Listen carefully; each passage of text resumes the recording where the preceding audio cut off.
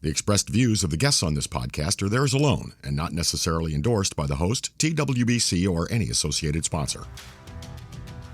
Conversations that are robust yet balanced, on point and to the point. You are listening to the talk of tournament water skiing. This is the TWBC podcast. And now, here's your host, Tony Lightfoot. So Nate Smith, champion of the San Gervasio Pro-Am for 2022, must be absolutely stoked on that. Yeah, it's pretty exciting. A lot of good scores throughout the whole day and yesterday. Just happy to kind of get through the final there and then put up a big score that Sasha had to beat, knowing he, took out Will there in the semifinals. So pretty happy. All right, then. I think that that almost puts you on the top of the Pro Tour standings as it looks right now. But how's the rest of your season shaping from here on out after San Gervasio? Going from here over to Lacanau this week and skiing that tournament next weekend. Then back to the States and then doing whatever we have back over there. That'll end my Europe tour for this year. So, just the typical tournaments we have back in the United States. And what were the major challenges facing you in actually getting to this win? Because a lot of people were faced with the sun, a lot had to deal with the heat and everything. What stood out for you? Yeah, it's a different lake, different boats, different everything, but we all get used to it. And yesterday at night, Sasha and I skied in some pretty serious glare that we could not ski going one direction at all. So, that was pretty challenging for us. But, just the consistent big scores the whole weekend were tough because you had to go out there knowing if you don't put up a big score, you're going to get beat. And, Will went out. I thought that he might have had it won right there in the semifinals, and Sasha comes up and beats him. So, you have two different boats, and you just have to kind of pick which one you get in a rhythm with. Excellent stuff, Nate Smith, the champion of San Gervasio for 2022. Congratulations once again. Thank you, Tony. All right, after the event of the San Gervasio 2022, I got a trio of skiers, Ali Garcia, Dane Meckler, and JT. Start off with you, JT. How did you rate your experience here in Italy? Dude, the food is absolutely amazing. And the skiing, but the food. How was your result on this one? Could you have skied any better or that kind of stuff? Skiing was great. Will's a pretty hard competitor to go against, so I was bummed with the result, but Will's hard, so I wish I got a little bit more for sure. Excellent. So what's your next event? France next weekend, so Malibu Open. Pretty excited for it. Excellent. Wish you the best of luck there. And Dane, you made it to the head-to-head portion of this event. What kind of stood out for you? Yeah, I felt really good this weekend. Had a couple good qualifying rounds yesterday. I actually had a pretty good start at 41, second round yesterday, and had good confidence today. And unfortunately, just went down. It happens. It unfortunately got a half, and for T-Gas, able to stand up one and move on. So a little bit bummed for sure, but confident with yesterday's rounds. Getting a couple good starts. So, where's next for you? Yes, I'm going to hang out in Europe this week, skiing in Lacanau next weekend. So, first time there. I'm pretty excited about it. Seems like an awesome place. So, looking forward to the Malibu Open next weekend.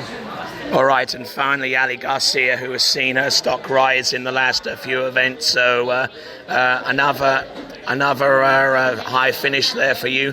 It must be a pretty good being you right now. Yeah, it's really excited. I kind of came into this event not really knowing where I sat and honestly just wanting to make it into the top 8 and managed to work my way up to 4th, which I'm really proud of. It was a good weekend. So excellent stuff, and I've seen you certainly rise in the last few weeks. If there was one thing that you could attribute your ascendancy to this point, what would it be?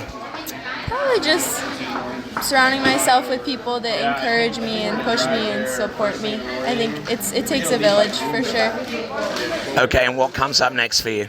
I'm heading to Lacanau with JT, so off to France.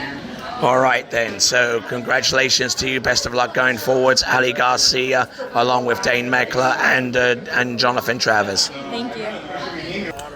All right, Ali Nicholson, managing to get on the podium in San Gervasio and already seeing some significant results this season. You must be over the moon. Yeah, I'm pretty happy. So now we just gotta kind of figure out. I think that the ski that I'm on now can work out. We just gotta, fine tune and adjust and see what we're gonna do moving forward. But I don't hate my chances going forward.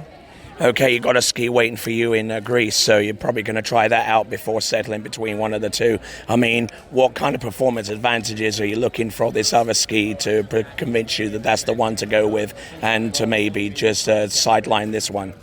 I mean, I kind of, as I've shown, I feel like I'm pretty adaptable going from ski to ski. I do have 2 practice sets next week in Greece.